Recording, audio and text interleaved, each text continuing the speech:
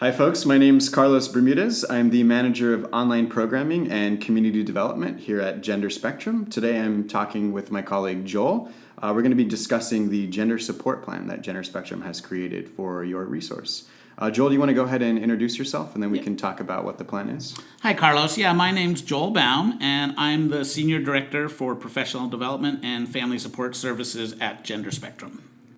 So Joel, what is the purpose and the design of the gender support plan?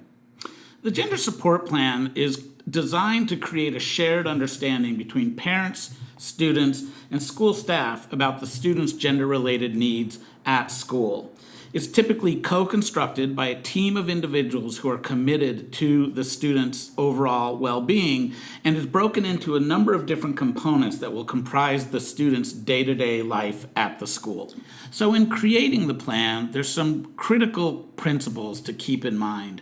The first is the team's commitment to the well-being of the student, and therefore the importance of working together and trusting one another in the plan's development. If that trust is not in place, it becomes very difficult to come up with the very best solutions possible. The design of the plan anticipates possible scenarios that the student's going to encounter as they navigate their day. And then once those scenarios are identified, it breaks things down into different pieces and proposes various solutions to respond to each of those sections. There will always be trade-offs in those approaches, and what's important is the team honestly looks at all of those as it makes a decision. We also have to, of course, keep in mind student safety.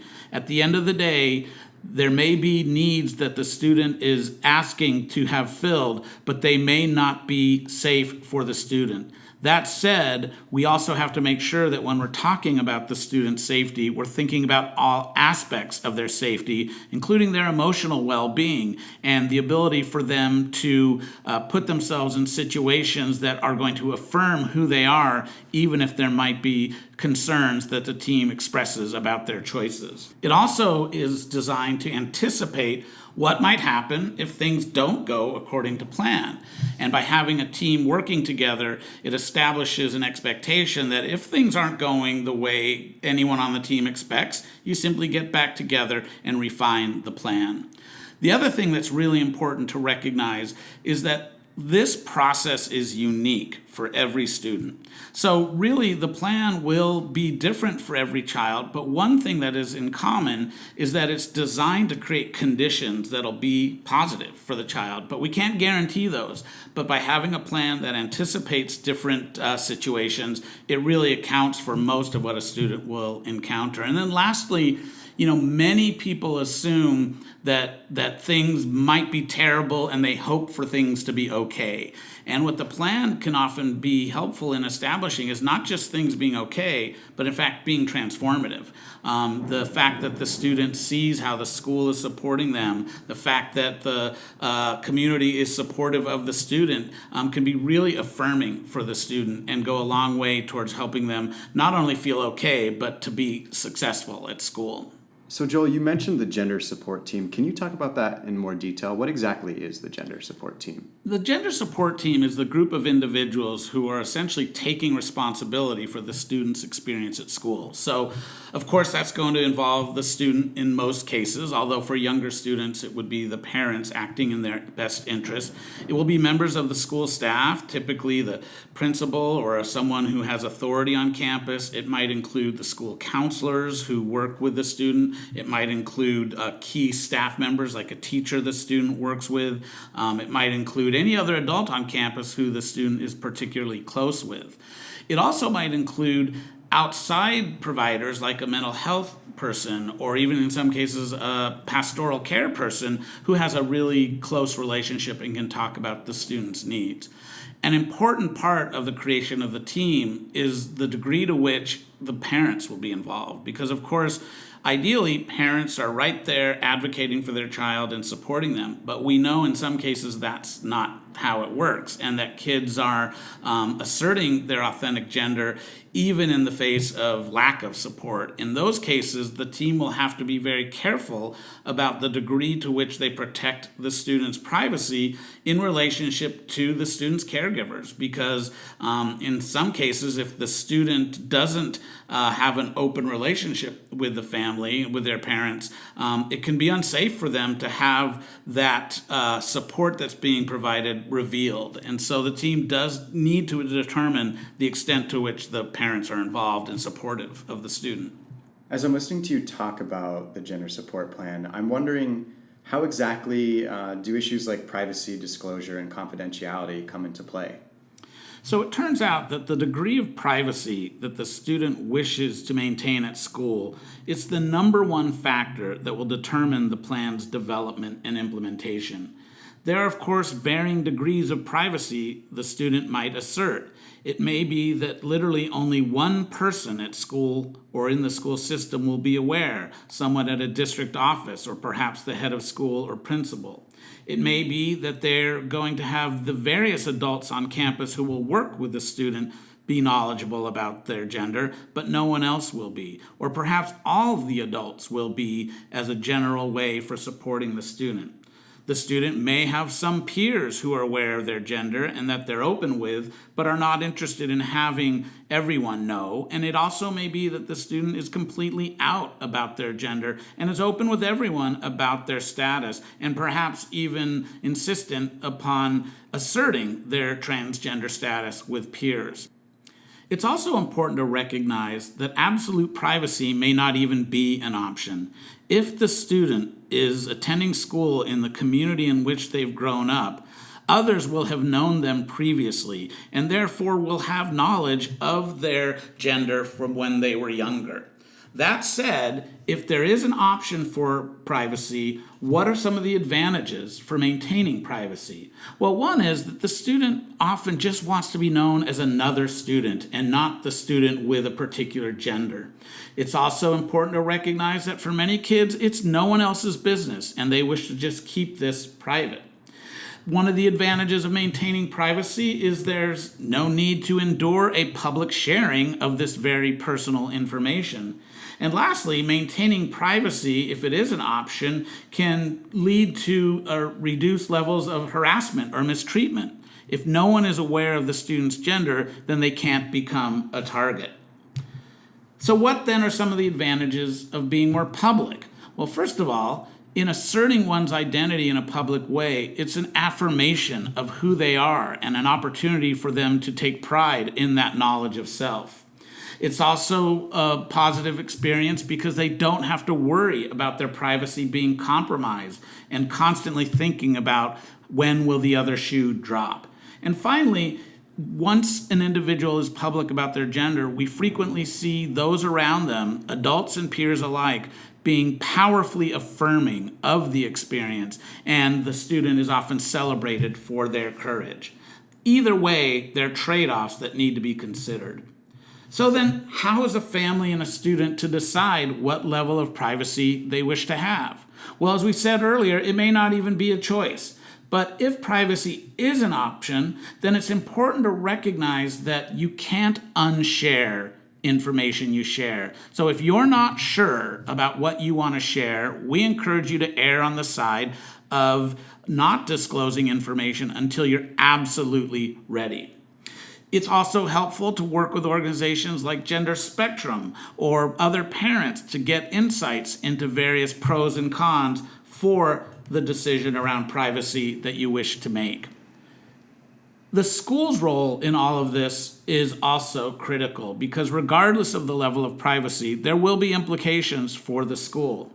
If the student is asserting privacy, the school will be responsible to help maintain it and to avoid compromising it.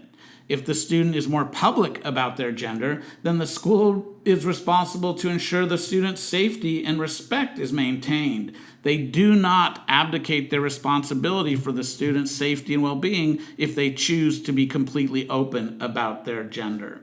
And the school's role is to be prepared with contingency plans should whatever level of privacy that is being asserted be compromised. The school needs to have a plan for how they will support the student moving forward. Perhaps most importantly, the school's role in supporting the student and family is to help them understand and weigh the various options. And what we've seen is that when schools take that responsibility seriously, it's a tremendous opportunity to establish trust that the school is truly concerned about the student's well-being and supporting the family to come to the best decision. It's also important to recognize at the end of the day, it is the student and the family's right to determine what level of privacy they wish to assert. You mentioned protecting privacy and looking at disclosure and confidentiality, and a lot of that really kind of brought the idea of student safety up to mind. Can you talk about, there's a section in the support plan that speaks specifically to student safety. Can you talk about what that is? Yeah, absolutely. I mean, the fact of the matter is the student safety is front and center in the development of this plan. First and foremost, kids need to be safe at school, physically, emotionally, educationally, psychologically. One of the things we encourage, if there is anything but absolute privacy in place, is the identification of the go-to adult. Who will be the adult on campus that student knows they can approach regardless of the situation as a safe person, whether they're experiencing some form of harassment, whether they're having feelings on their own. If something is making that student feel unsafe at school, they need to know there's an adult that they can go to. This might be their teacher, it might be a counselor, it might be an administrator. It's an adult on campus that the student feels trusting of them and approachable. The other thing we encourage is to identify a backup for that person because, of course, that person may not be available. And so we also have to account for that. Then we have to determine how the student will access that individual. If in different situations the student is feeling unsafe, they need to know that they can go straight to that adult without any questions being asked. And that means in some cases setting up signals with, say, your classroom teacher that if something's going on and you don't want to raise your hand and say, I feel unsafe, that signal means you can get up and leave and go find your adult. Some students are given passes that are used only in the situations where they're feeling unsafe. And on campus, adults know that anyone with those passes is allowed to go find their safe person. That may have to do nothing with gender for some students, but for a student on a gender support plan, it can be their ticket to find someone who can support them. And then the last part of this is that the parents need to know what they're supposed to do if they're concerned about the student's safety. And really it comes down to informing the gender support team, whether it's the head of school or another staff member charged with kind of monitoring this plan. They need to know how to reach them. As I'm looking over this support plan, I'm wondering how exactly does the plan really account for the student's name and pronouns in regards to school and official records that may be available? Yeah, this is another place where privacy is so important because the degree of privacy will really impact how this issue is approached. And it really comes down to whether or not that student's name will be changed in the student information system. If it is changed, this will eliminate a bunch of steps that the school will need to take in order to protect that student's privacy. Because even if the student is public about their gender in that other people are aware of it, they still want their name and pronoun to be used correctly by the adults and students. So when it comes to names and records, there's really two ways. The easy way is to change it in the student information system, meaning that any lists that get published, any cards, identity cards, library cards, lunch line information, anything about the student will be using their name that they like to use and the pronoun that they use. If you can't change or won't change the student information system, it does not eliminate the school's responsibility to protect the student's privacy, which means that they now need to anticipate every possible way that the child's name will be revealed. This could be in any number of different situations. A substitute teacher who has a roll sheet with the student's birth certificate name listed will often call out the child's name. Their privacy has been violated. In the lunch line, when they go to turn in their lunch card to get their lunch that day, the person at the computer will often pull up the child's name, and it will be what's in the student information system, again, violating the student's privacy. We cannot emphasize enough how important it is for the school to consider using the student information system to account for the student's name and pronouns. If they don't, then there's almost no way for them to anticipate every situation in which the child's name and birth certificate gender marker will somehow be revealed. And that can be devastating for a child. Now, schools do have a burden that they have to meet around maintaining a permanent pupil record. And the best practice that's certainly evolving in the field is for someone in the system to simply keep a hard copy of the student's birth certificate in a file that is kept under lock and key, either in the principal's office or at the district office, and that meets the burden of the student information being kept in a permanent pupil record. The last thing I'll say is that schools do have to interface with state data systems. And again, what we're seeing many schools do is either change those for reporting and then change them back, or simply be prepared for an audit finding that says there's a mismatch there, and then explaining exactly why that mismatch is in place. We ask schools, who would you rather apologize to? A bureaucrat who is counting numbers, or a student who's having the lived experience of their privacy being compromised? And for us, it's an easy choice. We have to maintain the student's privacy, and that means using their name, the proper gender marker, and pronouns that they use in their day-to-day life. So in regards then to the names, pronouns, and student records, what do you recommend is done in the event that maybe a student's guardian or parents aren't aware or they're not really supportive? I see that there's a specific area for that in the support plan. Can you talk about that? Yeah, sure. I mean, again, it gets complicated when the parents are not supportive of the student. If the student is having a name used at school and a gender marker, pronouns used that is not consistent with the parent's understanding based on when they were born, then it becomes challenging for the school, but nonetheless important for them to protect that student's privacy. That means at school, they need to use the name and pronoun the child wants, but when contacting home or sending any materials home, that it includes the name as indicated in the birth certificate. This can be challenging because you're switching back and forth. In most of those cases, they won't change the name in the student information system for fear that the student's privacy will be violated. This idea of parent involvement is something that has to be accounted for, not as a absolute binary thing of are they or are they not supportive, but instead, how are we going to work with the family to help them understand the student's gender needs? Because even if the school does everything to protect that student's privacy, it's very possible and even likely that parents will find out that the school is supporting their gender.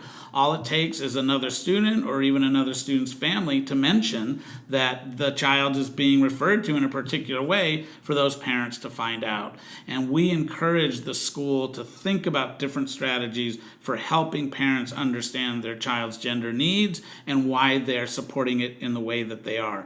But again, that's ultimately the student's call. And if they want that to be strictly kept confidential from their parents, then it does limit what can happen in the student information system.